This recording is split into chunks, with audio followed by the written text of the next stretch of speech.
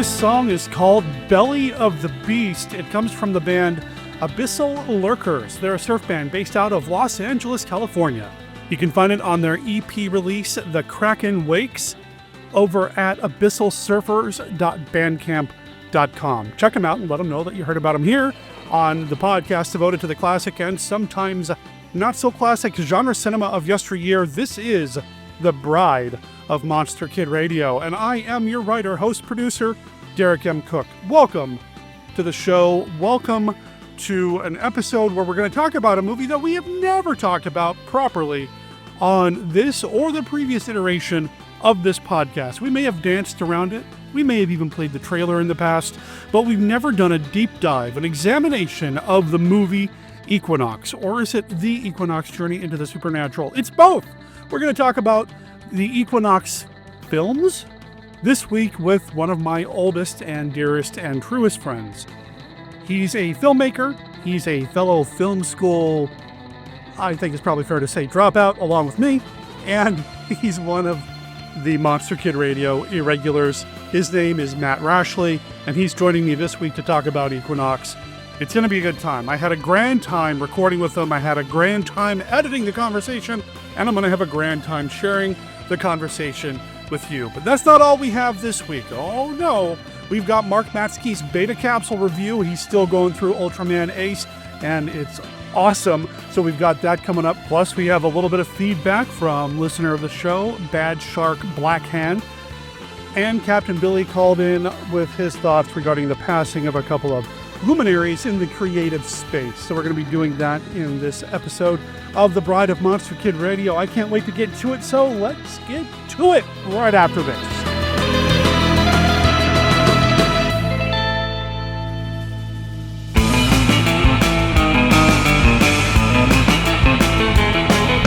From the creators of 1 million BC, when dinosaurs ruled the earth, the wings of a monstrous bird darken the sky.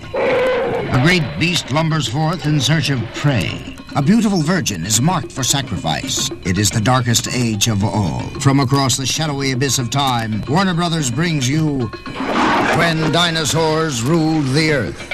Rated G, general audiences.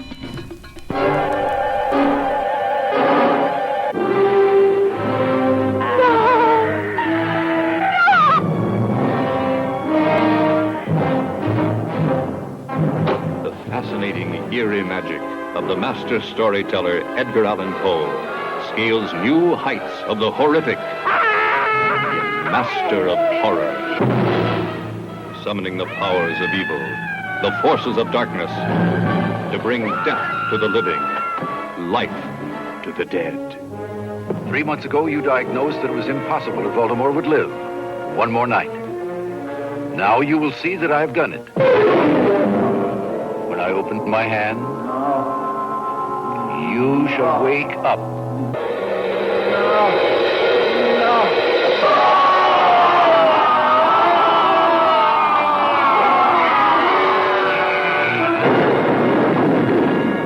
A faithless wife. And the unsuspecting husband. A diabolical revenge. Such as only Edgar Allan Poe could have conceived. Let me go, son of a... One afternoon you said to Teresa, one of the most beautiful things I've ever heard. And here you have her forever.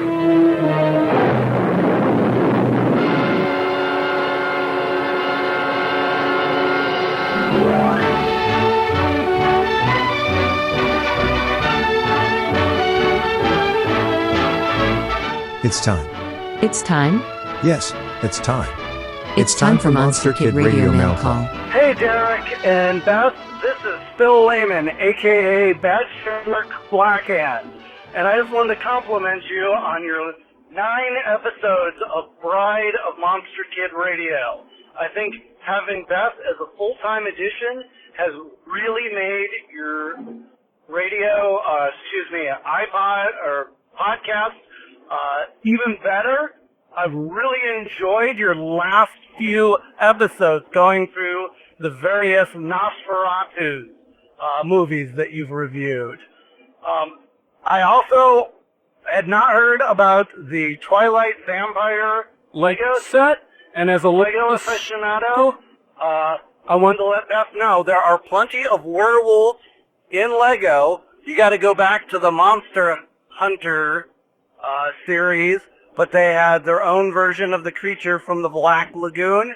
A whole lot of vampires, a number of ghosts, and a really good-looking American Werewolf in London looking werewolf.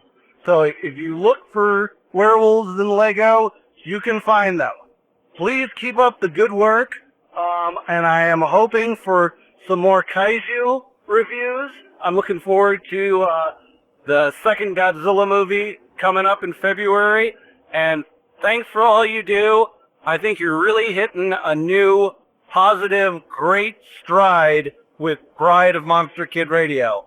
Signing off, this is Bad Shark Blackhand. Oh, thank you so much for that feedback. I am aware that there are a number of werewolves throughout Lego, but what you might not be aware of is that in the Twilight books / movies, they're not actually werewolves. They're shapeshifters who just happen to take the form of a wolf. Okay. And it's indicated that there are other were-creatures of other types. So I would, that's maybe something we should explore. What makes a werewolf? No, that's enough Twilight talk. That we're good. I think we've hit our saturation point of Twilight at this point. The Monster Fighter figures are pretty dope. I've got a couple of them. There's 2 different styles of werewolves that Lego's done over the years.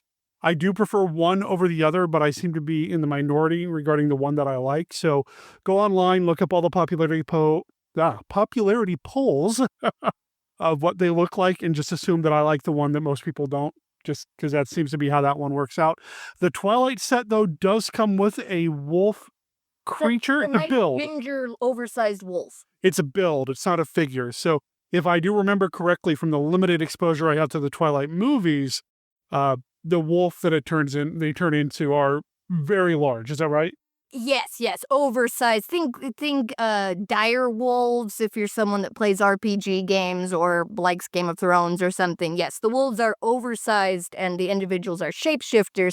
Speaking of which, for an idea later in the year, what are your favorite shapeshifter movies? Not just wolves, bears, octopi, whatever somebody shapeshifts into. Let us know.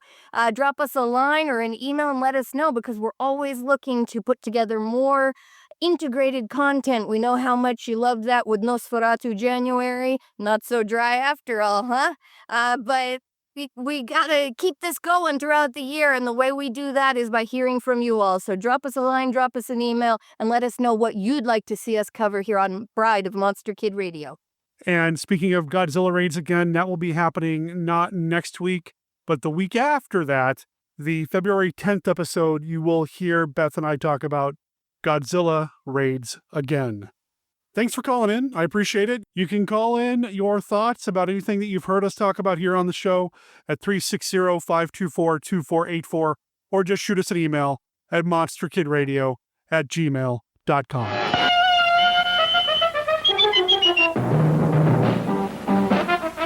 How much Jack do you think's in that strong rock? There's plenty of Cuban sugar, though. Here's what happened. The general beat his friend Castro to the Cuban treasury. The strongbox is now on this boat.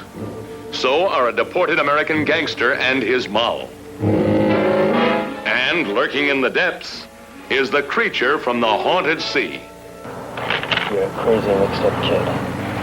I am perfectly adjusted to my life of crime. Don't worry, Mary Bell. I'll save you.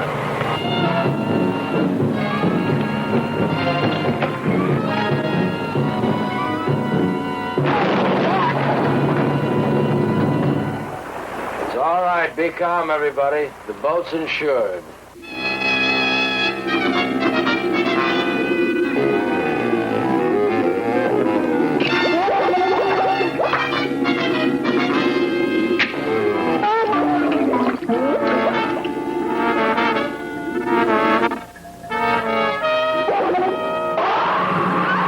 Beware.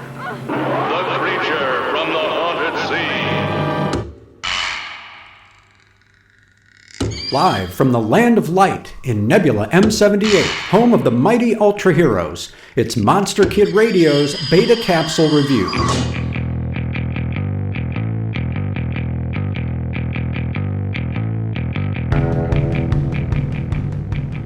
Ultraman Ace, Episode 24, Behold, Midnight Transformation.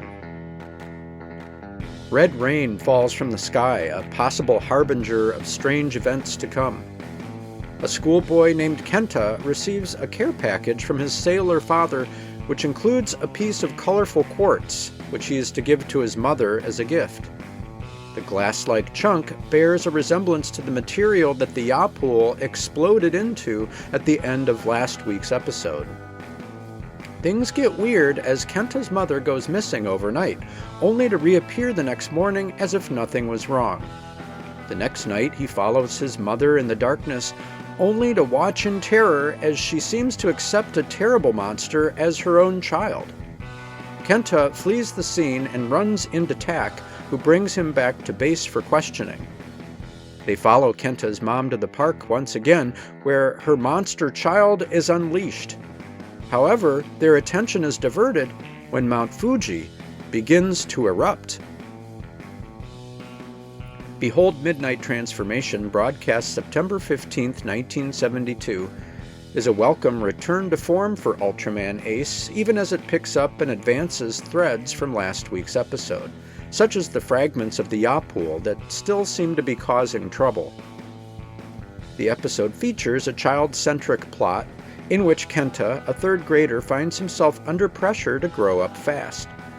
His father, a crew member on an ocean vessel, writes letters in which he asks Kenta to take care of his mother and mentions having a beer with his son someday. Kenta really does have to take care of his mom, who is expecting, which adds another layer to their relationship, culminating in the appearance of terrible monster Mazarus, which his mother claims as her own offspring. To make sure that we understand the symbolism, Mazarus has a roar that sounds like a baby's cry.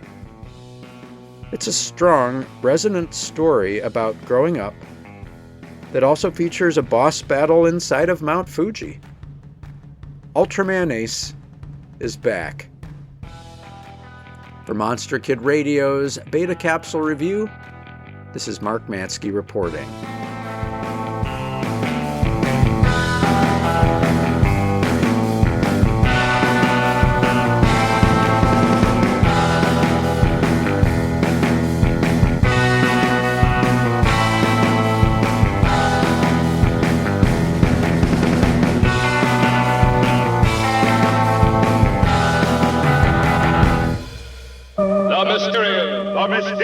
The Mysterian! You are now inside a flying saucer. Our destination, the planet Earth. We are the Mysterian. Our race is old, dying, our planet dead. Only you of Earth, you and your women, can give us life. And what we want, we take. Swooping down from outer space, flowing up from the lower depths, the Mysterians. Creatures who knew the uttermost secrets of the atom before our planet was born. Love-hungry spacemen come to seize our women that their dying race may live. It started in the east. Soon it swept the west. The all-out horror of interplanetary war. See giant robots no earthly weapon can destroy rip a path of destruction across the land. See the forces of nature harnessed to the invader's will, wipe entire cities from the face of the world. See the earth itself crumble beneath your feet. The Mysterian. Threatening our civilization with weapons beyond the belief of modern science. Flying ray guns that blast everything before them. An impregnable fortress that hides in the earth. Gamma rays that melt the heaviest armament. As men and machines disintegrate before your eyes. The Mysterian. What power can stop their ruthless advance? See the blazing holocaust of an Earth gone mad. See on the giant screen in flaming color. The Mysterian. Hey, group. Hey, Derek. Hey, Beth. It's Captain Billy. A couple of quick things. I know by this time everyone's heard that David Lynch has passed away. So I assume if you're in the sound of my voice, you may have seen a David Lynch movie. In David Lynch, they said that David Lynch was the most successful experimental filmmaker ever, and his first film, Eraserhead, was the most expensive student film ever made. There's a thought crossed my mind. If you Spenguli just showed Attack of the Killer Tomatoes last week, a couple weeks ago, and if you're a thought, oh, that's just the craziest thing and most outlandish thing, do not watch Eraserhead. You might want to avoid almost everything. Okay, but it's like A Simple Story is on Disney Plus. It is a G-rated story. I believe it's Robert Farnsworth. I'm not exactly sure which actor it is, but it's this gentleman, elderly gentleman, who does not have a driver's license and he has to drive a tractor to go visit his brother. It's a very simple story. It's rated G. It's the David Lynch for the entire family. So that's my recommendation. If Attack of the Killer Tomatoes is a little crazy for you. I guess there's this thought that crossed my head before I picked up the phone. The real reason I'm calling is here in Cleveland, we are all in mourning. Well, those of us who can remember, Big Chuck Shadowski passed away on the 19th. He was the horror host in Cleveland from around 1970 all the way up to 2007, I believe, is when they did the final episode. And then even after that, Chuck had written over 2,000 sketches. It might be more, at least 2,000. The number in my head is 3,000. That sounds a little high, but at least 2,000 sketches. Ernie Anderson, Goulardi, the voice of the Love Boat, when he moved to California to be a voiceover announcer, he told Chuck to move to California to be a sketch writer for variety shows. And the story goes is back in the 70s, when celebrities had to promote new TV shows because they'd have the satellite hookup thing wasn't 100% and kind of expensive for local channels. Celebrities have to travel from market to market to promote their shows. And what happened is Chuck would pull those people in when they were for CBS shows. WKW Channel 8 was WJW was a CBS affiliate. So anytime a CBS celebrity came to town, he pulled them in and used them in sketches.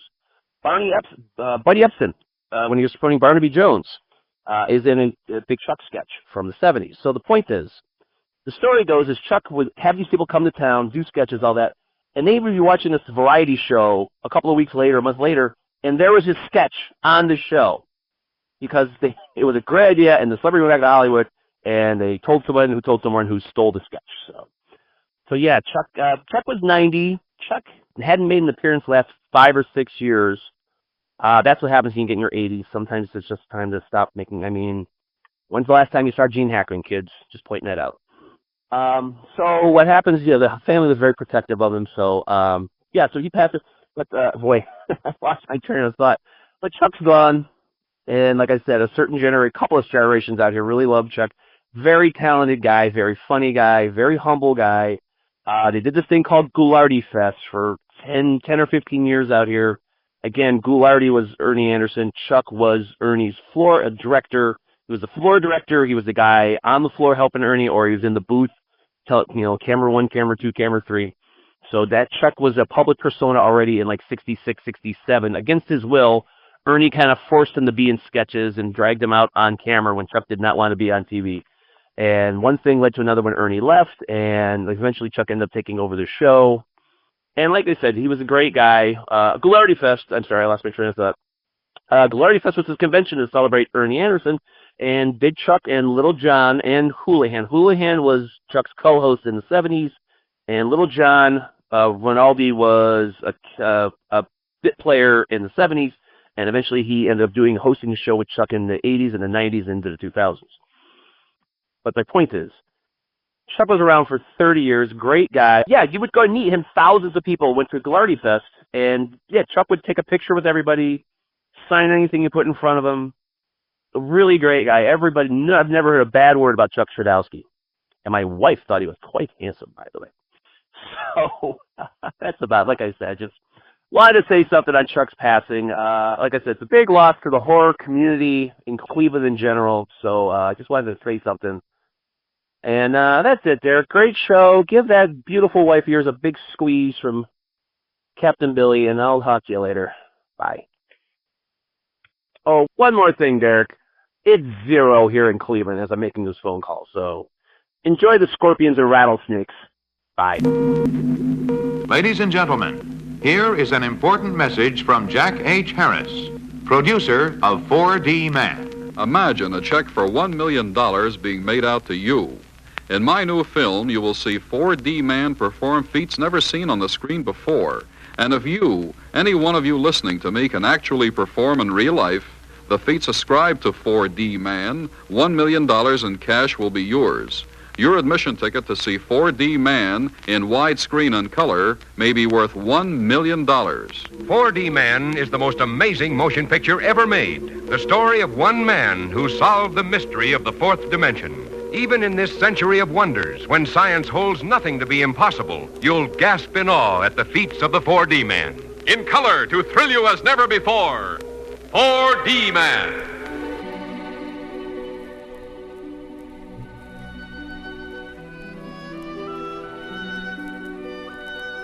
This is Count Vlad, but you may recognize me by my more familiar name, Count Dracula, and I'm here to offer you a friendly warning. Derek and his guests often get excited, and occasionally this results in revealing key plot points of the movies they're discussing. In your parlance, you might call these revelations spoilers. You know how the children of the night, monster kids, can get sometimes. So consider yourself warned, and don't come begging to me to kill them for their transgressions afterward. I have more pressing issues to take care of, like that pesky Van Helsing. 3 directors, sort of, 2 former film students and best friends, and 1 podcast. I'm here with Matt Rashley, one of my oldest friends, somebody that I went to film school with, somebody that I know has a love and passion for, I'm going to say old school special effects, even though on Monster Kid Radio, old school typically means much earlier than what I'm referring to now. I know that Matt loves Star Wars and Dennis Muren and early ILM and all of those special effects artists. And Equinox certainly has that Muren connection, obviously. But when you brought it up on Facebook about talking about this movie, it's like, I got to get Matt on the show. We got to talk about Equinox. And it's got a Monster Kid connection. Forey Ackerman's in the movie, and I'm just excited to talk about it with Matt. How you doing, man? I'm good. Yeah, I'm definitely a fan of old school effects, and Equinox is exciting in the sense that, you have Dennis Muren, who made so much magic with ILM and Star Wars, which is definitely a part of our youth and growing up. And the fact that, like, with Equinox, there's a real connection to the Harryhausen style of doing effects. Yeah. Like every little sequence seemed very Harryhausen. So I feel like this is one of those special moments where old kind of transcends into what's next. And it gives you that glimpse with this special little gem. It's interesting you bring up Harryhausen, because not only can you see the Harryhausen influence with the stop motion effects and some of the other way some of the special effects were done, but they actually shot a scene or two on a beach, which was in the backyard or behind of Harryhausen's old home in California. Muren knew Harryhausen and approached the people who owned the property and asked if they could just shoot there so they could have that connective tissue and just know that they were kind of walking on Harryhausen's ground there. And I thought that was kind of cool when I found that out. Wow. Yeah, I did not know that. I have been doing a little bit of research, and it does seem like there is a 6 degrees of Equinox going on. There's like a lot of connections to different people and different backgrounds and all of the film industry going on in LA. It's really fascinating. It's crazy to think about that these, and I'm going to call them kids. I mean, they're in their 20s, right? But it's crazy to me that these kids were able to pull off what ultimately became a feature film that got nationwide distribution thanks to a producer that you and I have talked about here on the show in the past. And this was not intentional, but we talked about 4D Man, and I have talked about The Blob here on the show before as well. We got Jack Harris picking up this movie for distribution, and that's, kind of a big deal. I mean, these kids, I can't imagine these kids weren't more excited to have that happen. Yeah, totally. From what I've read and seen of Dennis Muren talking about it, it was one of those things where even as a small kid, he'd always been fascinated with motion pictures and creatures and special effects. And as a small kid, his parents hooked him up with a cheap 8mm camera. And by the time before he was even a teenager, he'd reached a point where he needed a better camera so he could do stop motion effects. So like he's like 12 years old. And it's crazy too, in the sense that like at that time in the 60s, LA was an industry town. It was an entertainment industry town.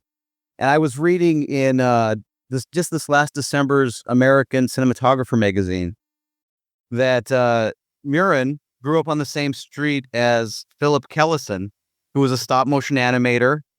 He'd worked mostly in commercial production, like commercials and ads, but he had worked with Harryhausen. He'd worked with George Powell. He'd worked with Willis O'Brien. And when Dennis was making stuff as a kid, he invited Philip over to take a look at his stuff. And Philip Kellison at the time was working at Cascade Pictures of California, which was considered the MGM of commercial making. Okay. And he took an interest in Dennis, started teaching him things, brought Dennis along to Cascade Pictures of California, where he met up with Jim Danforth and David Allen, the two other stop motion special effects guys that are a part of Equinox. Later on, after this, that's how Dennis Muren met Phil Tippett, another stop motion member of royalty, and Ken Ralston, who was also a big part of ILM. So it's just amazing how all these connections happened basically because of who Dennis Muren's neighbors were. It's crazy. You know, I talk a lot about like regional filmmaking and indie filmmaking here on the show, and I'm fascinated by the idea that in the 70s and 80s, there were all these little pockets across the country of people just making indie films, you know, and we're going to talk about The Evil Dead here in a little bit, I'm sure, but like The Evil Dead being probably the quintessential example of that, but there's stuff happening on the East Coast, there's stuff happening all over. I would consider this kind of cut from that same cloth, despite the fact it's shot in LA.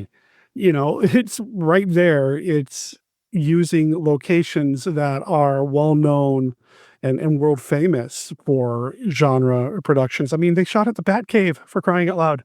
You know, they shot at Bronson Canyon. Not legally. They didn't have a permit, so they just did it really quick and didn't actually go inside, but they got the outside of it. You know, so it's got all of these LA connections, but it's still a true indie production. When I saw The Cave, I immediately thought of the Batmobile and Roman. That location is one that I need to go to. That's something I need to visit someday before I shuffle off this mortal coil. I got to go out there. Yeah, I saw a clip of Muren from about 15 years ago where he was just laughing about, you know, the fact that they didn't have sync sound didn't bother him because that was what the French New Wave was all about. And he made the point that when you're not worried about sound, you can steal almost a whole movie because no one really knows what you're up to. So you can shoot just about anywhere and do just about anything and nobody really notices as long as you're not doing anything too crazy. And that's one of the things that allowed them to get the locations that they did in Equinox, was that they were just a bunch of kids playing around with a camera. No one thought anything of it. Yeah. And going into it, it was his idea that like for the summer, he's like, I've been playing around doing these things. There's 8 of us who are interested in special effects and monster movies. Let's just do a couple different sequences and put them together and try to make a feature. Of course, their original project wasn't feature length and they thought they were posed and it kind of sat on the shelf. But that seed, you know, when it got shown to Jack Harris, when these guys were going around trying to get work, you know, that goes to the brilliance of Jack Harris as a low budget movie promoter and producer. Because he saw enough there to know that this is bankable. I can make money on this. Like, I wish I could have been there to see how that played out. And I don't know if there's been real documentation about how that happened other than, well, I decided to buy it and add to it and release it. I want to know more about that process because that would have been the dream, right? For these, these young kids who spent 2.5 years making a film. Right. It was only supposed to take a couple of weeks, but it took them 2.5 years to get this thing done. Rented out a movie theater to invite family and friends, cast and crew to show it to them there. And that by all rights, probably could have been or should have been the end of it. But somehow it ended up in Harris's hands, and he saw something there, went and hired somebody to shoot some new additional footage, redid the opening credits. And there you go. We have the feature-length film that has been seen by everybody from, the Lucases of the world to the people who worked on The Evil Dead. Tom Sullivan. Right.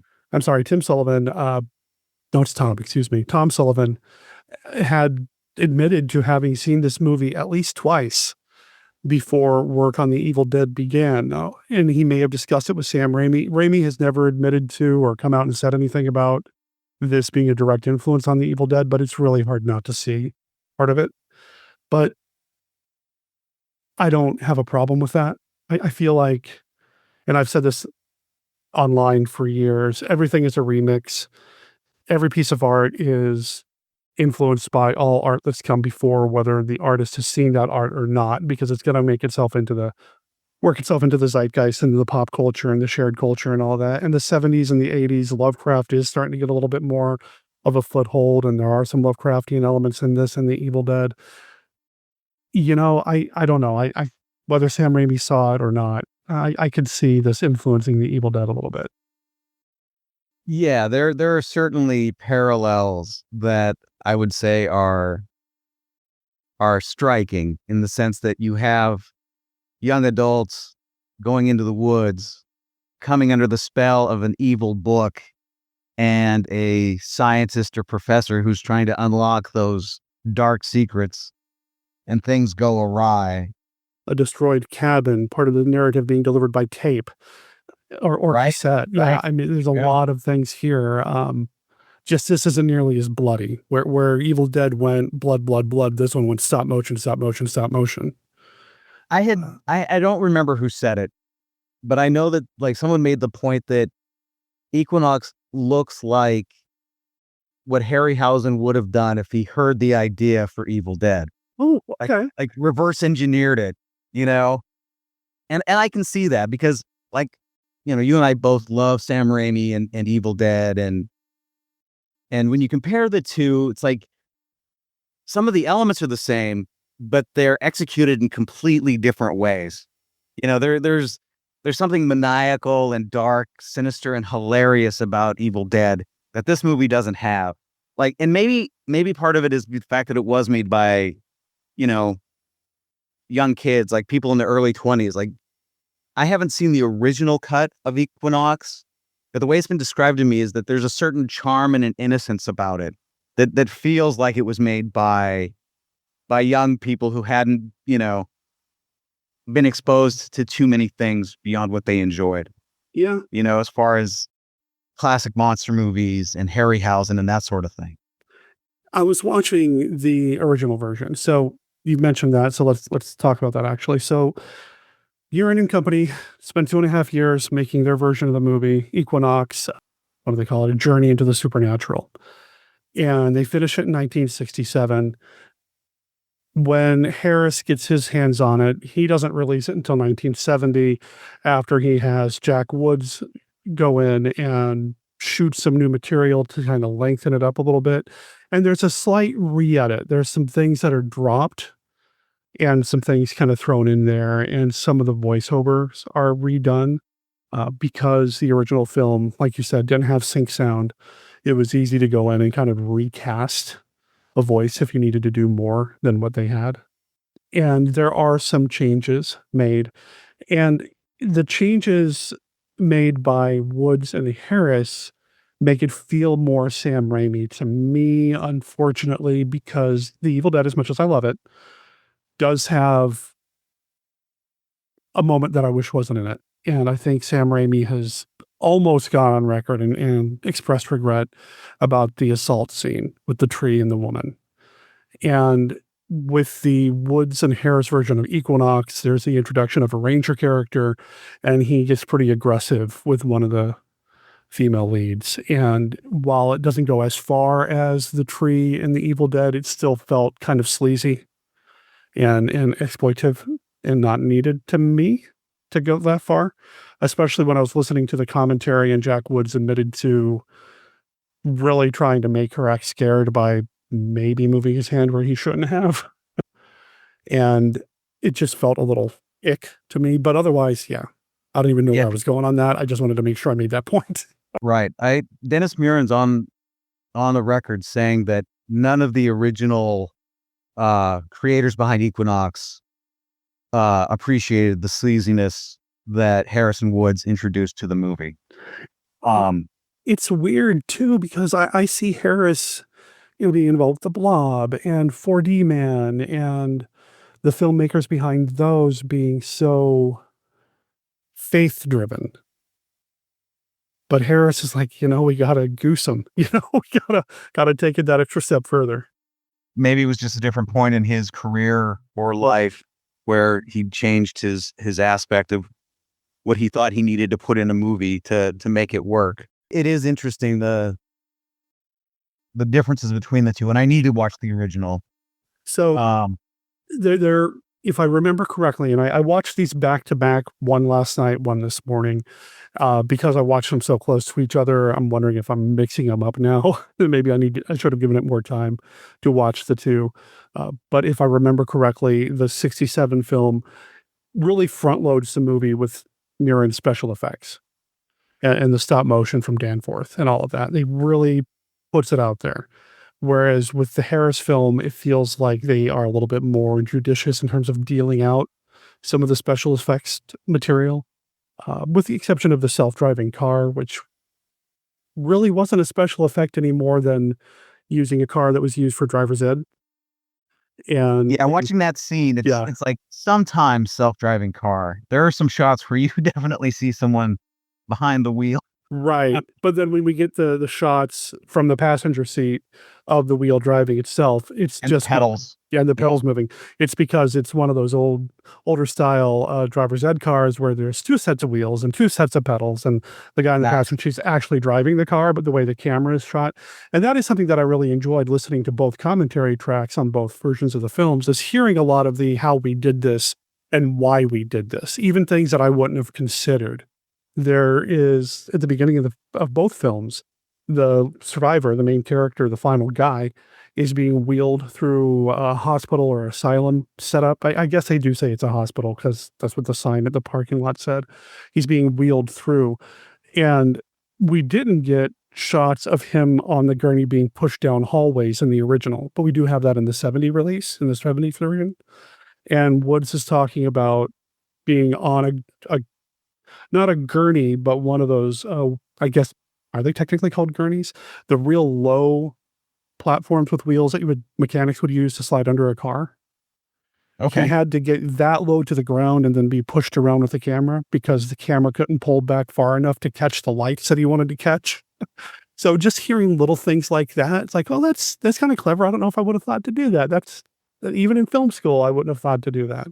Or there's a talking scene in the 67 version, and for whatever reason, they felt it was very important to put some activity in the foreground of the shot. So they just had somebody standing off camera holding a branch with some leaves to put between the camera and then the actors, and then you have stuff in the background. And it was just to give the camera more depth and the shot more interest, especially since they called it just a talking scene, which they felt they had way too many of anyway.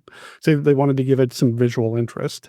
It's like, that's little things like that I'm picking up in this commentary track. That's kind of cool. I love the DIY. There's the DIY aesthetic coming through that makes me love these movies. Yeah, absolutely. I was just thinking about the fact of wanting to know more about the legend of how it got to Jack Harris and how he made the decision to make it into something bigger. Do you think Forrest Ackerman had anything to do with that? His voice is in the movie. All the guys involved with Equinox were huge fans of Monsters of Filmland and Forrest Ackerman. And they have mentioned that they knew him and had, run into him and talked about their project. I'm kind of curious if there's something more to that. I do wonder. I know Ackerman, he was involved in the 67 version as well. And in the 60s and 70s, and I suppose even up till the end of his life, as long as he could still physically do it and financially afford to do so, he would open his home to the fans. He had the Acker Mansion. He maintained friendships with all sorts of, big names now, Spielberg and, Dante and all the others that we look up to or are aware of now, having come up in the genre ranks. But he maintained relationships with a lot of these people. And he was also a literary agent. And he was the connection to Lieber, to get Fritz Lieber involved, who was the guy who basically coined the term sword and sorcery when it comes to writing fiction and fantasy fiction, created Fafhrd and Grey Mouser, that sort of thing. And that's how they got Fritz Lieber involved, is through Ackerman. So maybe Ackerman got them pointed at Jack Woods and Company, or Harris and Company. I guess Woods too, and Woods does appear in the film. He is the guy who plays the Ranger. Yeah, Asmodeus, right? Yeah, that they joke in the commentary track, well, we were going to get John Cassavetes and he just wasn't available, so I guess I should do it. I don't know how true that is. There's kind of a jokiness, kind of almost bro kind of talk between him and Harris on their commentary track. The whole thing starts with Harris saying, "There's my name, you know me because I've done it all." I'm like, okay. Wow. Okay, buddy. So there's kind of like a jokiness to it, whereas the 67 is a little bit more behind the scenes and down to earth. Although it does seem like Muren's commentary track was recorded separately from Danforth and McGee's. Yeah, I noticed that Jack Woods doesn't have any directing credit beyond this movie, although he was involved with sound design and had worked on various things. McGee, the writer, he seems like he didn't quite be as a successful writer as he'd wished, although I saw that he did write a book about Roger Corman and had written for Roger a bit here and there. Wrote Step Monster, which I have not seen and might track down. Also, another person of note involved with the production of Equinox is actor Ed Begley Jr. as assistant cameraman. Yeah. And I want to know more about his story. It is that Ed Begley Jr. They did comment on that in the commentary track. That is him. And if I remember correctly, he came in to work on the 70 release, but he wasn't attached to the 67 version. It wasn't until Harris and Woods went in and shot more material. And you can kind of tell when you watch the film, if you pay attention to the lead actor's sideburns, that's kind of the biggest tell as to what was shot when, because they get longer and shorter throughout the movie. Yeah. Ages before your eyes. Yeah. It kind of goes back and forth. I really, really liked Frank Bonner in this. Yeah. I was never a big WKRP in Cincinnati fan. I know like Scott Morris loves WKRP and a lot of other people do. I just didn't get into it, but they comment on how great he was in this, that his sense of timing was great, that his comedic timing was wonderful, and he's really gone on to make something of himself. And I really liked him. I thought he did really good, especially in the 67 version. It feels like he's given a little bit more to do in the 67, because if I remember correctly, there's like a whole sequence with him and the other lead making phone calls to Waterman, making plans to meet up with somebody. There's a third man who shows up at the very beginning and then leaves after he introduces the female lead to the male lead. There's a little bit more for him to do to kind of keep it a little bit more real or grounded. Whereas I feel like in the 70 version, it's just like, boom, here we are. We're going out to go see Waterman. Oh no, there's the devil, Yeah. And that's something that Muren did comment on in the commentary track too, is that he spends a lot of time in the movie. All of them kind of spend a lot of time in the movie after having seen something supernatural. The movie comes to a crawl almost while they all explain to each other what they just saw, as if they needed to tell the audience what they just saw.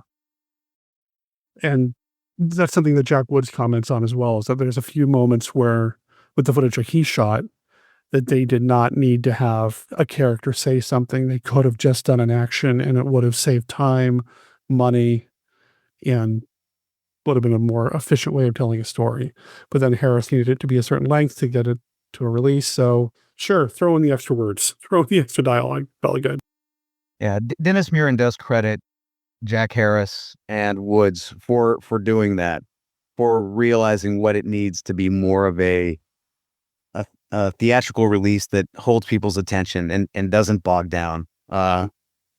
Muren himself admits that watching it, besides the special effects sequences, he has a hard time staying focused on the original version, watching it as an audience member.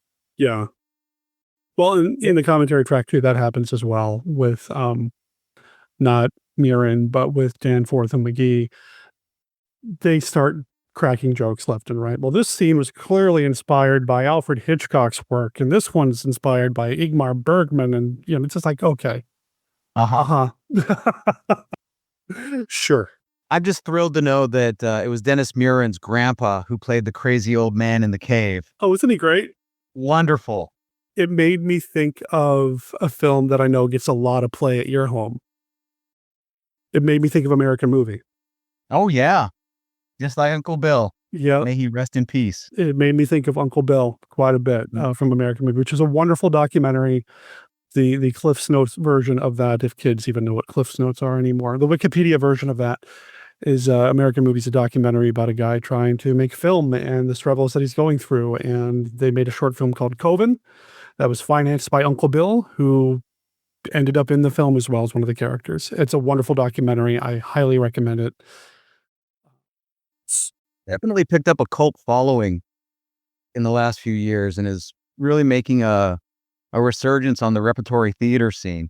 We're seeing it playing all over the country. What's that? Rest in peace, Mike Schenk. Yeah, absolutely. And Uncle Bill. Yep. And Uncle Bill. But I got a little bit of an Uncle Bill vibe when I realized that was Muren's grandfather, and that Muren and his mother paid for the cloth to make the fur costume for the giant. Oh, wow. Yeah, it was all, family money. Some reports, and I don't know how true this is, I'd have to see if I can find material to corroborate this, is that they basically pulled all their college money to make this movie instead of going to college. And if that was an option, we should have done that with our film school money, man. Yeah, borrowed government money called loans. Could have made a movie. Should have taken our student loan money and, oh man, just made a feature, right?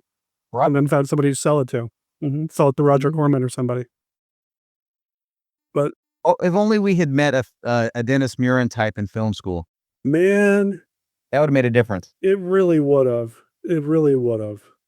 Although I guess that gets me to the point of the fact that with Equinox, I don't know if any one single guy would have been able to have pulled it off. No. Like there was something really magical about the combination of people that were all at the right place at the right time, sharing an idea and taking advantage of an opportunity. Like Dennis Muren himself says, he was never a good model builder. He was interested in how effects were done and figuring out ways to do it. But he really credits David Allen for building all the armatures and the look of the gorilla creature and the devil that's in Equinox.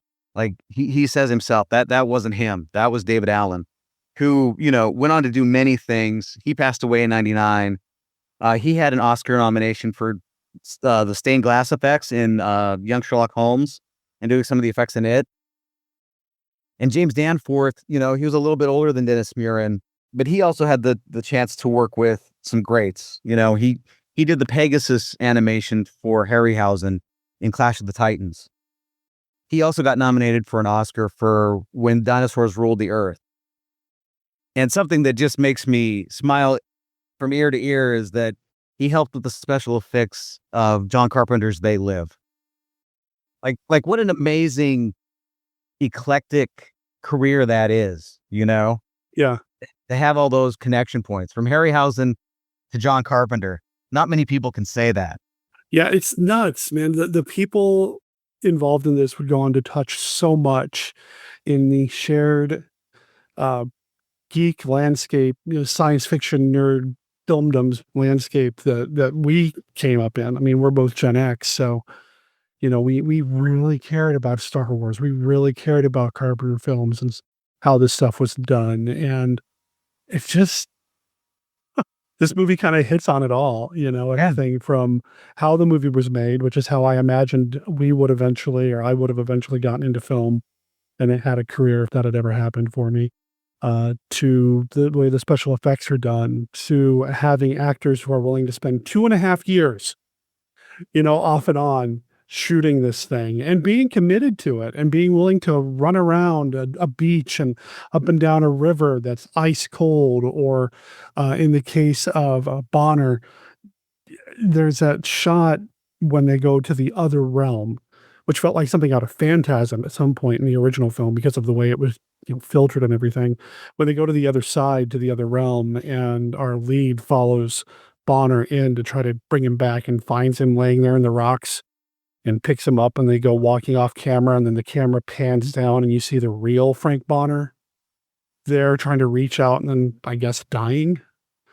That wasn't done with a double. That was the same actor. It's just that when they go off camera, he quickly runs around behind the cameraman and then takes his position while the cameraman's panning down. I mean, just the willingness to kind of just do whatever to get the shot, to get the movie done, to finish the show. Yeah, it's wonderful. It's so cool. Wonderful. It's so And the cool. fact that these classic Monster Kid movie nerds were able to get people to commit, like you said. Like, I often think about Barbara Hewitt, who plays Susan. Yeah. Who's the one who kind of gets assaulted by the ranger. She was like a former Rose Bowl queen in 1967. How many movie nerds get a Rose Bowl queen to hang out with them for 2.5 years to make a monster movie? Right. Like, the stars aligned for those boys. The stars aligned. It's crazy. They even had, like, the lead actor even had a name change between the two films. He decided he wanted a different stage name at some point. He went from Skip Scheimer to David Fielding. I don't know why, but I mean, they were trying, he was growing, everybody's kind of growing and changing throughout this process, but they still keep coming back to finish the movie. And that's awesome. That's good for them, I did learn how they did the fire effects. Sounds like something we would have done, but we would have set something on fire. So there's a bunch of like exploding fireballs in this, right? Right. Yeah. Muren talks about how they did. Flames. Yeah. Do you know how they did this? No. All right. So Muren said he took a hose, a garden hose, emptied it, filled it full of paint thinner, then attached it to the faucet, the spigot, pointed it at a puddle of paint thinner, lit it on fire, turned on the hose, which then spit out all the paint thinner and hit that pool of fire to make this like burst. And then it put itself out because the water would come in after that. So it was a self-extinguishing fireball effect. And that's brilliant. I don't know how they came up with that. I wish I had known how to do that. No, I don't. I would have set something on fire. Not myself. But that's brilliant, man. Yeah, brilliant. And if I had done it, I probably would have caught myself on fire. See, I've set myself on fire before, and I'm saying that extra loud because my mother's in the other room and I can just hear her rolling her eyes every time I say it out loud. But yeah, just brilliant. How he came up with that, I have no idea. But hey, it works. It made a great effect, and it's self-extinguishing. Perfect. But so much of this movie, like that, like the stuff they were doing with the special effects, the forced perspective, which is just amazing for what it is. Muren and all of them basically have this attitude, and I think one of them even says out loud, if somebody had told us that we really couldn't have pulled this off, we wouldn't have even tried. But nobody was around to tell us we couldn't do it. So we just did it. And this is something that I've tried, that I've been exploring in my own history and my own journey. And I brought it up with you. I brought it up with Beth and a few others that when we were younger, man, we would do anything. We would try to do anything we could. We knew we were invincible. Nobody was around to tell us we didn't know what we were doing. It's the old adage about bumblebees. If they knew that they scientifically couldn't fly, they wouldn't fly, but they can because nobody's told them they can. I don't know. I don't know if that makes sense, but it's crazy to me to think that they just had this, of course we're making a movie. Let's go. Okay. Nobody's around to tell them no. It does seem like a lot of people who came up outside of the mainstream in filmmaking are people who had that combination of of strong will, positivity, and the naivete of not knowing what they don't know, so they just did it. Yeah. You know, I think of like Melvin Van Peebles. He's one of those directors that did that. These guys were like that. And it's great to see that they succeeded and went on to bring so many unbelievable scenes and imagery and creatures and spaceships to reality so everybody could experience it on the big screen. Mm-hmm. Like, I don't know for you, but I kind of feel like for our generation, especially for those movie nerds that were all into Star Wars, which I think all are. Yeah. You know, Dennis Muren was like a superstar. Yeah. You know, I mean, the guy wins 9 Oscars. He's the first special effects technician to get a star on the Walk of Fame 4 years before Ray Harryhausen was given that honor. And it's like, somehow it's like the magician, like he's like the Wizard of Oz. And he was one of those that would invite you in behind the curtain to see how it was done. And that's one thing that I always just appreciated and loved as a kid, wanting to make movies or understand how they were made, was how all of those ILM guys, he, Phil Tippett, Ken Ralston, they all had that attitude of, no, let's show you how it's done. Let's pass on the knowledge. Let's give you guys a glimpse that there are craftspeople and artists that make this possible.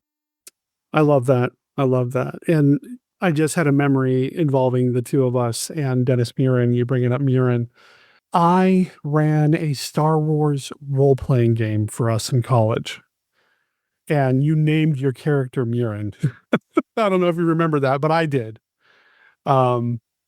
Which, yeah, I don't remember what kind of character he was. I just remember you named him Muren. I thought that just flashed in my brain right now. I do love that they're so generous with the knowledge, and that's something that you see with, you know, a certain caliber or age or generation of special effects people, regardless of genre. You know, Tom Savini did all the documentaries, and Dick Smith showed him how to do everything. Then you've got, you know, Murens of the world and the people that, you know, influenced him, and Harryhausen, of course, being so welcoming. I know a former podcaster, rest in peace, Vince Ricciolo, and his wife were in London just on vacation, and they knew a guy who knew Harryhausen and surprised him with a visit. And Harryhausen's like, yeah, come on in, let's hang out. And they just talked. And the only condition was that Vince wasn't allowed to record any of it for his podcast, which I think makes it even more special. That Vince was able to have that experience with Harryhausen. He was just willing to share and talk about what they did and have that shared love for the fantastic. And I love that so much. And maybe that's why I've always gravitated toward the fantastic films, fantasy, sci-fi, horror, any of it. Because there's this camaraderie, this tribe. I love it. Yeah, I'm with you for sure. That obviously it was big business and lots of people made fortunes, but it seems like there's almost a craftsman tradition or quality among people who would share their knowledge and want to learn. You know, it's really neat. Yeah.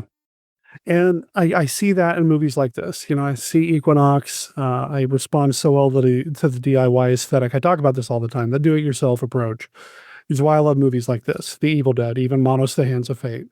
You know, that DIY aesthetic, people doing something despite the fact that they're probably not doing it the quote-unquote right way.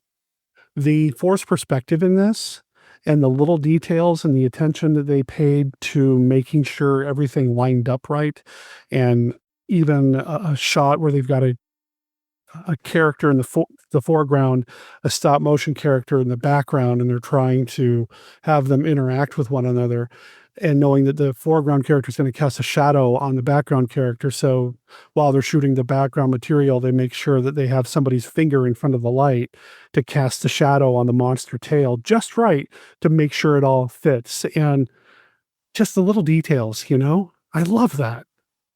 And to see that play out and be successful, I love it. And the fact that they were able to stick with it and stay true to those details because I feel like often when you are under pressure and have limited money and resources, it's usually the details that suffer, especially in so many low budget movies. But you're right. Like in Equinox, there is that eye to detail that, if I've heard estimates anywhere between $6,000 and $8,000 was spent on this. And they were all more or less amateurs, but there was such an eye for detail. And maybe that's part of the reason it took so long, but it was worth it. And I'm glad to see that Equinox gets so much love in this day and age, and that, Criterion had put out a collection, and a lot of people still talk about this movie. If you can get your hands on the Criterion release, I highly recommend it. I think it's out of print, but if you can track it down, great. If not, check it out some other way, because there's some really good stuff here. I mean, Jim Danforth's, his matte paintings are wonderful. Like all the castle stuff, that's all a matte painting done by Jim Danforth. It's so good. Yeah, it's great. It's funny, like we talk about Evil Dead and Equinox. Was it an influence? Was it not? When I saw that castle, I totally thought Army of Darkness. Oh yeah. There's a connection there. I don't think Raimi's ever flat out said, or Tapert or Campbell has ever flat out said, yes, we saw this and took inspiration from it, but I see it. It's there, whether it was intentional or not. Sullivan did admit to having seen it, and Sullivan did create the original Necronomicon for the Evil Dead. So, if nothing else, the book may have been inspired by the book from Equinox, but come on. And I don't get any sense of any ill will from anybody. No, not at all. Either way. Not at all. And of course, Raimi and company have gone on to have an incredible career. So. Oh, yeah. Didn't hurt them any, and it didn't hurt Muren at all. No. It didn't hurt Muren one bit. It's a great film. I love it. And I was really happy that we found a movie that you hadn't seen, that I had, that we could talk about here on the show, because you and I have been looking for a reason to get together and chat anyway, because it's been way too long since I've moved down here to Arizona. So I'm glad we did this. Do you have any final thoughts about Equinox? Well, you mentioned the great force perspective, but we didn't really talk about the Green Giant. Okay. And the Green Giant, and the actor who played him also played an orderly. I don't know what his name was, but that was kind of surprising, because obviously you think stop motion, and the stop motion's wonderful and brilliant, but I did not expect to see the Jolly Green Giant's evil twin brother raining havoc in this little picture. And in the 67 version, you see even more of him. Wow. In the 67 version, you see him a lot longer. Frank Bonner's throwing rocks at him from a cliff and all that. So was that, maybe not. Maybe he was throwing rocks at the stop motion monster. Well, either way, I feel like we see more of him in the 67 version. And the way they did that shot, it's so simple. The way they did the shot where they keep coming in and out of the other realm, or whatever reality he gets going to, or hell, or whatever it's supposed to be. It's just a couple of mirrors set up, to split what materials being, or what light's coming into the lens. It's just a couple of mirrors. That's it. It's not done in post. It's not done with an optical printer. It was all done on set. It was all done in camera. Just put up a mirror on half the camera, and then have another mirror somewhere else, and boom, you're done. You got it. Yeah. Handmade effects, there's just a magic to it. There's something about being able to see the fingerprints of those behind the scenes making stuff that I'm always going to love. I can't imagine a time where I won't love it. In fact, as we live in this very digital age, I feel like it makes the handmade stuff all the more special and important, and reasons to celebrate them being made.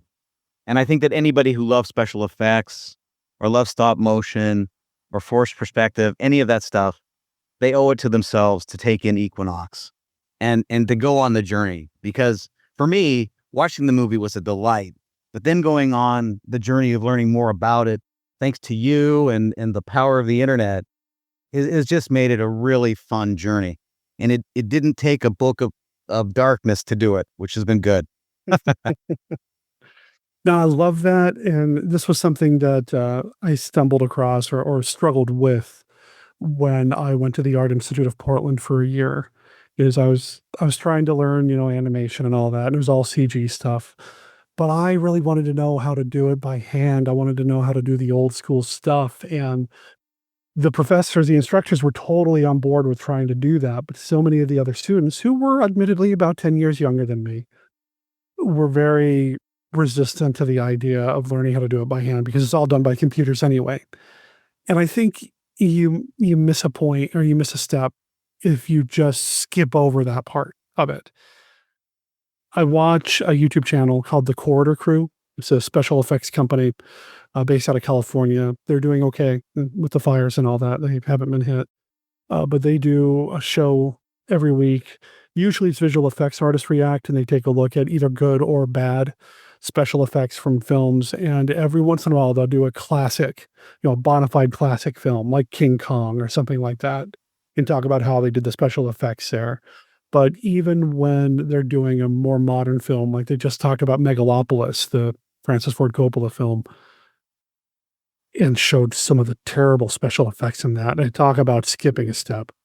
They make sure to talk about how they could have done it a different way, or how it might have been done before they got their hands on the volume set, which is the set they used for like The Mandalorian, where they have an Unreal Engine computer graphic real-time generated background.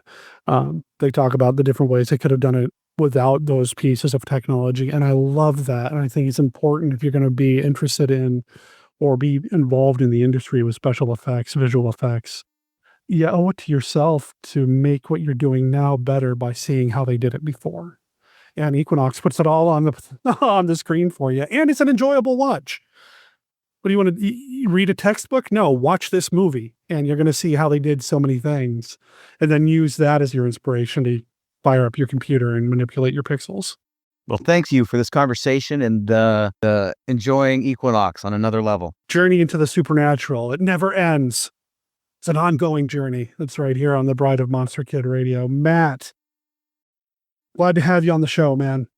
I really am. I know that we're not in the same time zone anymore, but we got to have you on as often as possible because I love talking about these movies with you. And I do have an idea for a video series for you and I to do on the Team Death YouTube channel. So let me see how this edit turns out. And maybe we'll talk about doing a YouTube series together if you're up for it. Sounds good.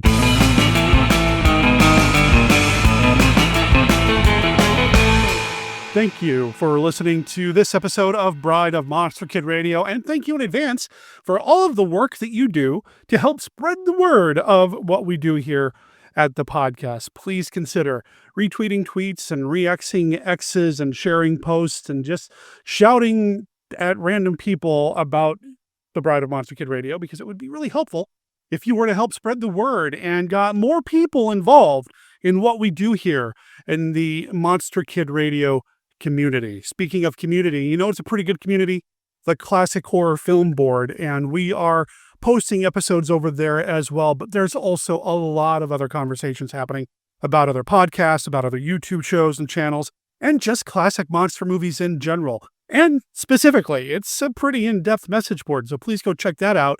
And again, let them know that Bride of Monster Kid Radio sent you. We also have links to all of this on our website at monsterkidradio.net, where you're going to find links to our Facebook page and group, our Reddit, our X, our Discord, our Patreon, everything that you hear about here on the Bride of Monster Kid Radio, you're going to find over at monsterkidradio.net. Please consider checking that out and even seeing our contact information, where you can email us at monsterkidradio@gmail.com, and you can call or text at 360-524-2484. Send us a message about this episode or any previous episode of this or the previous iteration of the podcast. You know what else you can find over there on the website? An announcement about what's coming up next, but I'm going to spoil it for you, because I am planning to record with Monster Kid Radio Irregular and author Micah Harris this week about his latest book release, King Kong, the evolving narrative, the annotated novelization. He's gone back, revisited the original novelization for the original film, added some information of his own. He spent a long time researching this book, and I cannot wait to discuss it with him and just catch up with him on next week's episode of The Bride of Monster Kid Radio. And then, as mentioned earlier in this episode, in 2 weeks, Beth is returning, and we're going to get back to some Godzilla goodness with Godzilla raids again. I've got a few other things cooking in the works here, in the stew pot, in the crock pot, in the Ninja. I don't know. I got a few things in the works here at Bride of Monster Kid Radio, and I'm just really excited to see where the podcast goes this year, and I hope you're along for the monster ride. Bride of Monster Kid Radio is a Team Death production. All original content of Bride of Monster Kid Radio is licensed under a Creative Commons Attribution, Non-Commercial, No Derivatives 4.0 Unported license. You can learn more about Team Death, our other projects like Death Designs, Mail Order Zombie, the Team Death YouTube channel, and more at www.teamdeath.com. Remember, death is spelled D-E-T-H. All previous episodes of this podcast, as well as the original Monster Kid Radio podcast, are available at www.monsterkidradio.net. Please rate and review Bride of Monster Kid Radio wherever you download your favorite podcasts. Belly of the Beast is copyright The Abyssal Lurkers 2023. You can find it on their EP release, The Kraken Wakes. The song can be found along with all of their other material over at abyssallurkers.bandcamp.com. And like I said at the top of the show, check it out and let them know that Bride of Monster Kid Radio sent you. My name's Derek M. Cook. I'll talk to everybody next week. Ciao.